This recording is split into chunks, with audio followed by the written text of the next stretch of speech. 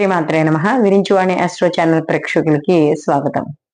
2026 సంవత్సరానికి సంబంధించి ద్వాదశ రాశుల వారికి శుభాశుభ ఫలితాలు ఏ విధంగా ఉన్నాయి అనే విషయాన్ని తెలుసుకుంటే, ఇక్కడ మనకి ఉగాదిని నూతన సంవత్సరంగా మనం తీసుకోవడం అనేది జరుగుతుంది. అయితే కొంతమంది ఈ ఆంగ్ల నూతన సంవత్సరాన్ని కూడా వాడి ఫలితాలు కూడా కావాలని అనుకుంటున్నారు. కాబట్టి మనం అవి కూడా చెప్పడం అనేది జరుగుతోంది.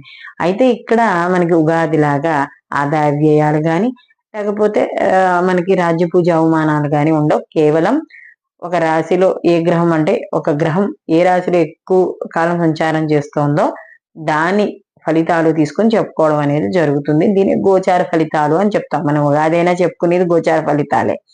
అయితే ఇక్కడ మనకి ప్రధానంగా గురుగ్రహము, శని భగవానుడు, రాహుకేతువులు మనకి ఒకే రాశిలో ఎక్కువ కాలం సంచారం చేస్తూ ఉంటాయి. కాబట్టి వీటిని ఆధారంగా చేసుకొని మనము ఈ గోచార ఫలితాలు చెప్పుకోవడం అనేది జరుగుతుంది. దీంతో పాటుగా వ్యక్తిగత జాతకాలు కూడా పరిశీలనలోకి తీసుకుని జరుగుతున్న మహర్దశలు, అంతర్దశలు వాటి ఫలితాలు కూడా తీసుకున్నప్పుడు పూర్తి ఫలితాన్ని జాతకుడు పొందడం అనేది జరుగుతుంది. అయితే ఇంకా తులారాశి వాళ్ళకి వచ్చేటప్పటికి ఈ సంవత్సరం తులారాశి వాళ్ళకి పంచమ స్థానంలో సంవత్సరాంతం వరకు కూడా ఈయన పంచమ స్థానంలోనే ఉంటాడు. అంటే నవంబర్ వరకు ఉంటాడు. ఈ పంచమ స్థానంలో ఉండడం వల్ల వీళ్ళకి కొంత ఆలోచన సరళిలో అంటే ఊహాగానాల్లోకి వెళ్ళడం, లేదా ఎవరితోనైనా మాట్లాడేటప్పుడు కూడా ఊహల్లో మాట్లాడడం. అంటే ఈ పని టక్మని అయిపోతుంది, ఆ పని అలా అయిపోతుంది, ఈ పని అలా అయిపోతుంది చెప్పడం. సంతానపరంగా చిన్న చిన్న ఇబ్బందులు ఇలాంటివన్నీ కూడా వీళ్ళు పొందుతూ ఉంటారు. అలాగే ఈ సంవత్సరం షష్టమ స్థానంలో శని భగవానుడు మాత్రం వీళ్ళకి సంపూర్ణ శుభ ఫలితాలను ఇవ్వడం అనేది జరుగుతుంది.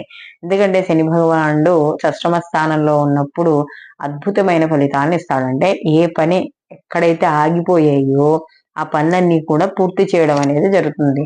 కాబట్టి ఇక్కడ పంచమ స్థానంలో రాహు ఉన్నా కూడా వాటికి సంబంధించిన కొన్ని ప్రతికూల ఫలితాలని ఇక్కడ శని భగవాను అనుకూలంగా చేసి కొన్ని పనులు పూర్తి చేయడం అనేది జరుగుతుంది. అలాగే ఈ సంవత్సరం అంతా కూడా వీళ్ళకి అంటే ఈ సంవత్సరం గురువు జూన్ 2 వరకు కూడా వీళ్ళకి అనుకూలంగానే ఉన్నాడు. ఎక్కడున్నాడు? భాగ్యస్థానం నందు ఉండి దాని తర్వాత జూన్ నుండి దశమ స్థానానికి వెళ్తాడు. కాబట్టి ఎప్పుడైతే ఈ తులారాశి వాళ్ళకి జూన్ వరకు గురుబలము, అలాగే శని భగవానుడి యొక్క బలము రెండూ ఉన్నాయి. కాబట్టి వీళ్ళకి అనుకూలమైన ఫలితాలే ఎక్కువగా వీళ్ళకి గోచరిస్తున్నాయి. దాని తర్వాత గురు మార్పు, ఏకాదశంలోకి ఇవన్నీ కూడా శుభ ఫలితాలను ఎక్కువగా ఉండడం అనేది జరుగుతోంది. అయితే మనకి ఇందాక చెప్పుకున్నట్టుగా జాతకంలో దశలు, అంతర్దశలు పరిశీలనలోకి తీసుకోవాలి. ఎప్పుడైతే షష్టమ స్థానంలో యొక్క శని భగవానుడి సంచారం ఉందో శత్రు రుణ బాధలు అనేవి తగ్గుతాయి. కాబట్టి ఇక్కడ ఏవైనా అప్పులు తీర్చుకోవాలన్నా, లేకపోతే రుణానికి సంబంధించినవి ఏమైనా, లేదా ఆర్థిక పరంగా ఏమైనా సెటిల్మెంట్స్ చేసుకోవాలన్నా ఇవన్నీ కూడా ఈ సమయం అనేది చాలా అనుకూలంగా ఉంటుంది. ఆరోగ్య విషయాల్లో కూడా చాలా అనుకూలంగా ఉంటాయి. వృత్తి, ఉద్యోగ, వ్యాపారాల్లో వాటిలో కూడా మంచి ఫలితాలు పొందుతారు. విద్యార్థులకు కూడా అనుకూలంగా ఉంటుంది. అలాగే సినీ కళా రంగాల్లో ఉన్న వాళ్ళకి, రాజకీయ రంగంలో ఉన్న వాళ్ళకి కూడా అనుకూలమైన ఫలితాలు గోచరిస్తున్నాయి.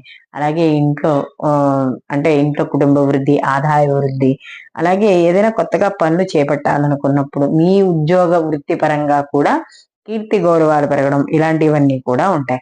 ఎప్పుడైతే గురు బలం ఉందో అంటే రేపు జూన్ వరకు గురు బలం ఉందో, వివాహం ఎవరికైనా అవ్వలేని స్త్రీ పురుషులు ఉన్న వాళ్ళకి వివాహ శుభ కార్యక్రమాలు అవుతాయి, శుభవార్తలు వింటారు. లేదా ఇంట్లో సంతానానికి ఏమైనా వివాహం చేయాలన్నా కూడా ఈ సమయం అంటే జూన్ వరకు కూడా మంచి సమయంగా చెప్పవచ్చు. దాని తర్వాత అక్టోబర్ తర్వాత నుంచి కూడా వీళ్ళకి మంచి సమయంగానే ఇక్కడ ఈ తులారాశి వాళ్ళకి చెప్పవచ్చు.